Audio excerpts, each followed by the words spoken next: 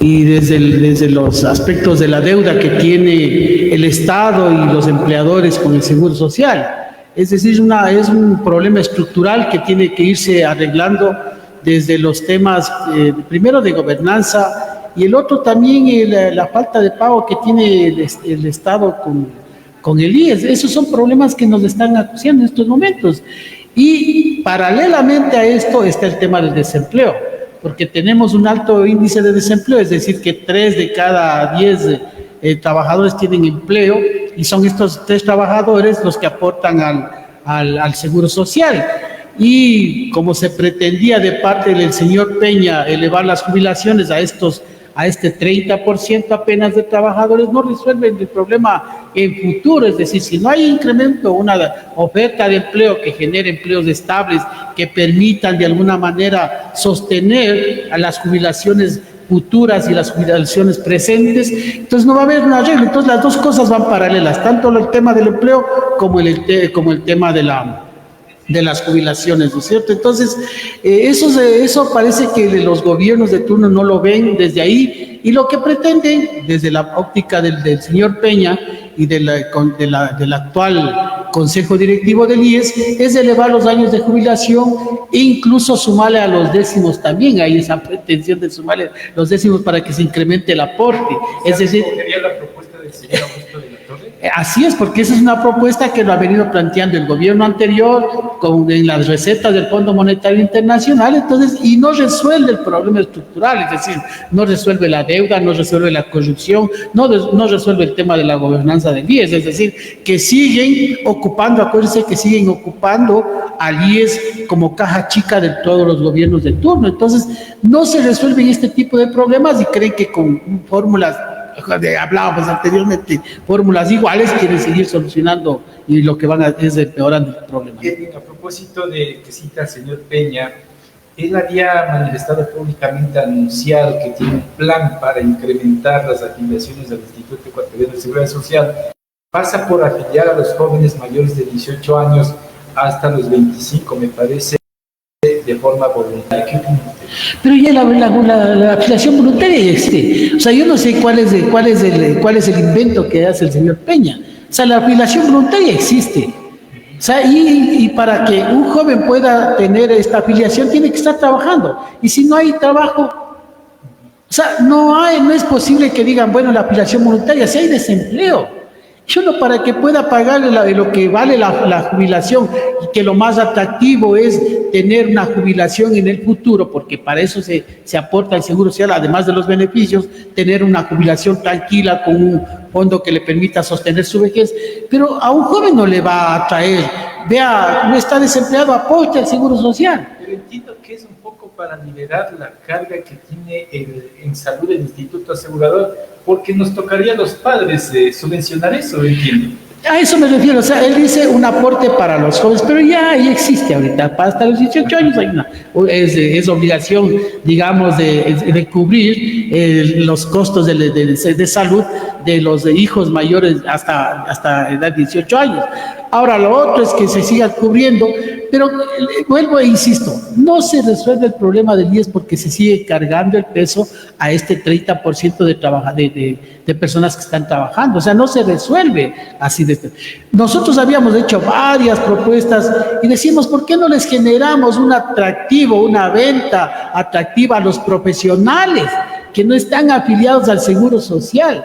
Eso sí sería una propuesta estratégica, es decir, hay arquitectos, médicos que trabajan por su cuenta y no están afiliados, y que les interesaría un plan de jubilación interesante. Entonces, ahí debería ser apuntalar el directorio del IES a este grupo que puede ser cautivo por parte del IES, para poder decirles, aquí hay un plan de jubilación, un plan de servicios del IES que les puede brindar, pero no hay ese estudio. Hay que ser más eficientes en los servicios del IES, primero, para ofertar algo bueno. pero ahí viene el tema estructural, es decir, si no tenemos pago de la deuda del IES, que más o menos asciende ya creo más de 4.000 millones, si no se cobra a los morosos, que son más de 2.700 millones de dólares, entonces, ¿cómo se puede arreglar el tema? Si no se sigue desfinanciando al Seguro Social con el pago de bonos desde el Estado al Seguro Social, o sea, no se le da liquidez de la deuda millonaria que tiene el Estado con el IES, incluso de las inversiones que tiene el IES en el Estado.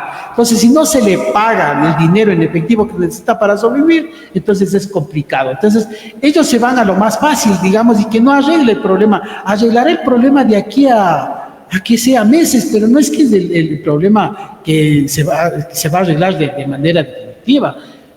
Pero en esto de las reformas a la Ley de Seguridad Social que empezó la Asamblea Nacional, está precisamente contemplar el pago de la deuda que tiene el Estado con el IES, ¿cómo debería ser? Bueno, nosotros hemos manifestado que tiene que ser, primero se debería eliminar de que el IES subvenciona al Estado. ¿A qué me refiero? Que el IES ya no se preste para caja chica para cubrir los déficits fiscales del Estado. Yo creo que eso se debería parar. Que eso esté en la ley. Eso debería estar, no está. Por eso digo, eso debería ponerse primerito. O sea, que el Estado no ocupe los dineros del IES para salvaguardar las crisis fiscales. Bueno, a mí me parece que eso debería ser primero. Segundo, el tema de gobernanza. El tema de gobernanza es importante porque no podemos tener un moroso que esté de presidente del directorio, ¿ya? O sea, los morosos, es decir, los que más deben al Seguro Social, a los afiliados, a usted, a mí, son los que están gobernando el Seguro Social. Y lo hacen de manera no técnica, sino política. Política me refiero a favorecer a los intereses de su clase, a los intereses de la clase que viene. Es decir, el sector empresarial, los sectores importadores de medicinas, que son los que están interesados en tener este mismo status quo en el IES. Entonces, cuando tenemos un presidente del directorio que pertenece al Ejecutivo y representa a clases de intereses privados y que le han perjudicado al IES, entonces no puede haber una administración que vaya a ser en positivo para el Seguro Social, para los afiliados al Seguro Social. Entonces, me parece que el tema de gobernanza es importante, que también esté en el tema de la ley, en donde deben ser los afiliados los que determinen quién es el que va a administrar el Seguro Social. Es decir, los afiliados tienen que nombrar su gerente para que él a los afiliados del gobierno ni a los empleadores, porque los empleadores también son los otros morosos. Entonces, no se puede permitir. Fíjese usted, recién nada más se amplió a 10 años más para que los morosos, los empleadores morosos, paguen al Seguro Social. ¿Quiénes son los más cumplidores? Ahí viene el tema. ¿Sabe cuáles están más asustados y quiénes cumplen más? Son estos mismos afiliados voluntarios que están en mora. Entonces, esa afiliación voluntaria es la que está apurada por pagar. Cuando usted va, yo me topé el año pasado con una sorpresa con una señora que tenía un pequeño negocio y que era afiliada voluntaria, y va al Seguro Social y dice, no, que es para empresas. Y que ella, como no está calificada como empresa, entonces no puede acceder a esa condonación de la deuda. Entonces, ese tipo de desigualdades se dan. Mientras que a las grandes empresas, que son las que no pagan y las que no han seguido pagando, a ellas sí se les condona y se les da 10 años más de plazo. O sea, ¿hasta cuándo este tipo de desigualdades? Entonces sí, necesitamos una gobernanza y necesitamos un gerente que venga de los afiliados para que diga, bueno, hasta aquí se para la mora patronal y empiezan los cobros de coactiva, porque solo así van a empezar a pagar los deudores. La estructura del consejo directivo tiene que variar inclusive en el número de sus integrantes. Miren, nosotros hemos planteado que tienen que estar los jubilados, tienen que estar los afiliados al Seguro Social, tienen que estar el Seguro Social Campesino, y nosotros hemos dicho que incluso hemos hablado con los compañeros del Seguro Social Campesino que para que haya un aporte adicional, que no les perjudique, pero que sea importante para poder ir sosteniendo el tema de lo que el Seguro Social brinda, el aporte a toda su familia. Entonces me parece, bueno, nosotros hemos dicho que se podía hablar de unos $2 o $3 más,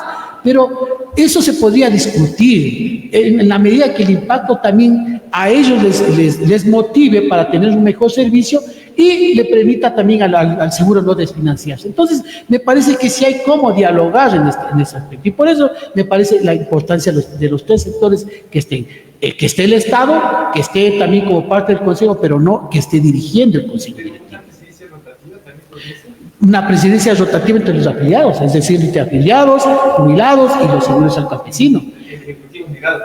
El Ejecutivo es el moroso del Seguro Social y hay conflicto de intereses, porque como les digo, como han estado mermando y han estado de alguna manera mermándole los fondos del Estado para cubrir los déficits de la mala administración de los gobiernos. Es decir, entre un gobierno, tengo déficit, Seguro Social, le ordeno a que me dé $500,000 más o $5 millones más. Entonces, a mí me parece que ese tipo de situaciones es las que deben cambiar. Ponerle un candado como ocurrió con la reserva del Banco Central del Ecuador. A mí me parece que, si no parecía, pero sí decirles, los señores empleadores morosos y el Estado no pueden estar gobernando ellos, porque hay conflictos de intereses muy fuertes y que han perjudicado al Seguro Social. Se habla también de que el Seguro Social, al ser un botín político, también hay un excesivo número de servidores públicos. Hay que recortar el IES. Mire, más que recortar, hay que cortar todo el tema de corrupción. Acuérdese usted que yo le mencionaba que con el ex presidente del directorio, que fue de Lazo, uno de los primeros presidentes del directorio, me parece que es el economista, se me va el nombre de este economista, hicimos ya las mesas del Seguro Social. Y empezamos a tratar, decimos muy bien, primero, y la propuesta conjunta fue que conste la deuda en el presupuesto del Estado para que se vaya pagando y se vaya cumpliendo de a poco. Muy bien. La segunda era empezar a limpiar la corrupción. Y él nos decía, aquí hay dirigentes sindicales que están involucrados en temas de corrupción. ¿Ustedes no tenían problema? No. Si hay corruptos, vengan, de donde vengan, tienen que irse desnudando. Así es. Y nosotros incluso presentamos más de 120 acusaciones en varias provincias a la Fiscalía para que se investigue, de las cuales creo que 98 estaban en proceso. Entonces, nosotros sí hemos estado pendientes de eso. Entonces, el tema de corrupción era importante. ¿Qué pasó ahí? El momento en que le llaman al director médico, que iba a hacer la siguiente reunión para poder tener este informe de cómo se estaban pagando incluso a los proveedores, ahí se le despidió, salió. Y la mesa que estaba ahí era la única mesa que el gobierno de Lazo, la única que funcionaba, digamos, de alguna manera, y esa mesa es la que se destruyó porque se topó intereses privados en la negociación de medicamentos y en el tema de la salud. Eso era muy grave, porque ya teníamos de alguna manera una visión del presidente del directorio que nos decía hay problemas cuando se va dando estas prestaciones de los servidores privados. Es decir, veíamos clínicas que se habían enriquecido en 2 años de recibir estas derivaciones. Entonces, eso era increíble, tanto en Guayaquil, en otras provincias. Entonces, eso se quería limpiar. Entonces, había ese informe que ahora ya está tapado. Entonces, ese debería ser el trabajo del actual directorio. Pero eso resulta utópico en tanto en cuanto siempre vamos a depender de un presidente de la República y de una voluntad política. Y si hablamos de que los presidentes de la República obedecen en mayor medida a la derecha ecuatoriana, difícilmente va a pasar todo esto. Por eso es importante la reforma en la Asamblea, es decir, que sean los afiliados los que administren el Seguro Social. ¿Por qué no les interesa que nosotros administremos? Porque nosotros, acuérdense que propusimos de la banca del IES y cuando le quisimos hacer de primer piso saltaron la banca. Saltó la banca. ¿Por qué? Porque nosotros sí podemos regular los cobros de los intereses y los intereses también que se fijen para préstamos. En esta asamblea hay políticos que representan también a la derecha. Bueno, ahí viene el tema, yo digo, de alguna manera, tener, digamos, derecho a la duda de que ojalá esta asamblea pueda dar el visto bueno de lo que están proponiendo los afiliados, los jubilados. Porque el Seguro Social es de nosotros, pues no es del gobierno ni de la asamblea. ¿Ha habido lobby con algunos asambleístas?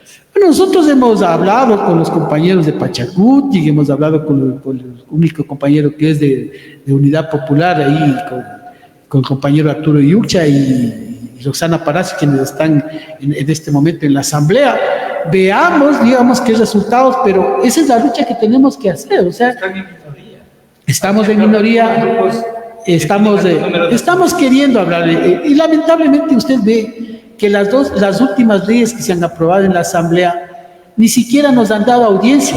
Es decir, ¿a qué le tiene miedo la asamblea? Cuando nosotros, como trabajadores del Frente Unitario de Trabajadores, de la CEDOCUT, les solicitamos una audiencia para hablar del tema y no nos dan. Es decir, ahí nos deja mucho que pensar, y es por eso es que el pueblo se pronuncia de que hay una asamblea de la corrupción, del amarre, del arreglo, y que no ha cambiado nada. Ahora le corresponde a la asamblea limpiarse la cama. Se supone que hay un bloque fuerte de la Revolución Ciudadana, conocida así, y se supone que son de izquierda, y se supone que defienden los intereses de los trabajadores, lo han dicho públicamente, ¿no es así? Bueno, se supone, usted me dice, se supone, pero como dice el refrán, dice, por las prácticas los conoceréis, dice. Entonces, una cosa es lo que digan y otra cosa es lo que hagan. A mí me parece que si es que no hacen lo que estamos solicitando, porque no son cosas absurdas, porque si fueran cosas absurdas, bueno, planteemos en el debate, pero ni siquiera se da el debate. O sea, cogen y aceptan lo que vienen por algunas negociaciones que tienen por ahí. Los unos, los socialcristianos, el amarre de los negocios, del business, que es lo que les interesa, y los otros de la impunidad de salvar a tal o cual funcionario que ha sido declarado en actos de corrupción. Entonces, a mí me parece que entonces ahí en esa lógica se está pensando más en ese tipo de intereses que en pensar en el país. Si no se piensa en función del país, si no se administra la justicia en función del país, entonces ahí sí nosotros nos vemos abocados a acudir también a las calles. En esa ley hay que contemplar también como parte del pago de la deuda del IES al Banco del Pacífico. A mí me parece que es una propuesta que nosotros le hemos hecho a los anteriores gobiernos y que les dijimos que, nosotros como CEDOCUT decíamos, ya por último, planteemos ser accionistas del Banco del Pacífico y nosotros con el 50.1%. Mayoritario. El Estado quiere quedarse con el Banco del Pacífico porque el Banco del Pacífico sí está generando rentas. Es uno de los bancos que ha generado rentas, es importante, y también puede generar una propuesta de intereses importante para la pequeña y la mediana empresa. Esas son cosas que nosotros estamos proponiendo. Entonces, regular los intereses, porque eso le da miedo a la banca privada, a la banca que está manejando actualmente la Junta Monetaria. Entonces, a ellos no les interesa. ¿Qué les hemos dicho? Bajemos el interés a un dígito para los pequeños negocios, para lo que ellos hablan de emprendimientos. Entonces, ¿cómo un emprendimiento se sostiene con el 20, el 22%? Si eso están preocupados en pagar la deuda con el banco, que pagarles a los mismos trabajadores.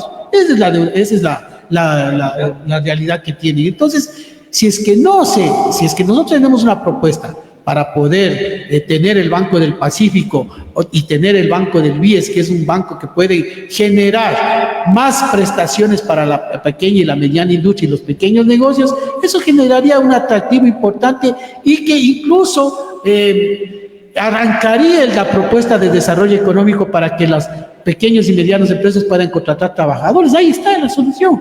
Pero los gobiernos tienen intereses y lamentablemente se van por la cosa más fácil que en el futuro genera más conflictos. En medio de todo esto ya está una ley vigente de eficiencia económica y generación de empleo que entró como urgente a la Asamblea y lo aprobaron. ¿Qué se espera de esto? Bueno, es lo mismo de siempre. Nosotros hemos visto que no hay... Acuérdense que hablaron de zonas francas, no dicen cuántas zonas francas se van a crear, porque sería interesante que digan, a ver, vamos a crear una zona franca en tal provincia y vamos a poner aquí una empresa, qué sé yo, y de ensamblaje de televisores, de motos, lo que sea. Pero no dice nada, y que generen tantas fuentes de empleo, pero no, todo es veremos. Entonces, ¿quiénes aprovechan eso? Son los grandes monopolios que ya tienen montado. Yo les decía a ustedes, las únicas 4 zonas francas de aquí son del turismo, está de las 2 del aeropuerto, está ahí una tunera. las zonas francas que existen aquí en el país. Entonces, no existe otra posibilidad. ¿Por qué? Porque no hay un desarrollo tecnológico para que pueda haber un desarrollo industrial. Porque lo interesante sería que el Ecuador haga convenio con China para que en vez de ir un TLC para que nos exporten basura, nos exporten tecnología, nos den tecnología, se preparen las universidades. Esos son los acuerdos. Ya nosotros cuando estábamos en el SECAP teníamos un acuerdo con la JICA del Japón. JICA del Japón nos traía tecnología para capacitar a nuestros trabajadores y ahí las industrias iban creciendo con otra tecnología. Entonces ya empezábamos la robótica. ¿Qué pasó? El presidente Correa desapareció el SECAP y lo pasó a los colegios técnicos y no pasó nada. Entonces, ese tipo de miopías que hay para el desarrollo económico es lo que debería cambiar para poder generar fuentes de desarrollo económico para el país. ¿En este año los trabajadores van a salir a las calles para presionar? Bueno, nosotros no nos queda otra alternativa a pesar de la ola de inseguridad, a pesar de los decretos. Y no es que esto contra las Fuerzas Armadas, contra la policía, porque eso a veces quieren hacer creer. A mí me parece que las Fuerzas Armadas están generando un muy, digamos, eficiente en el tema de las cárceles, por ejemplo. Nosotros no podemos, pero no se puede decir que vamos a militarizar toda la vida. Tiene que haber un pare.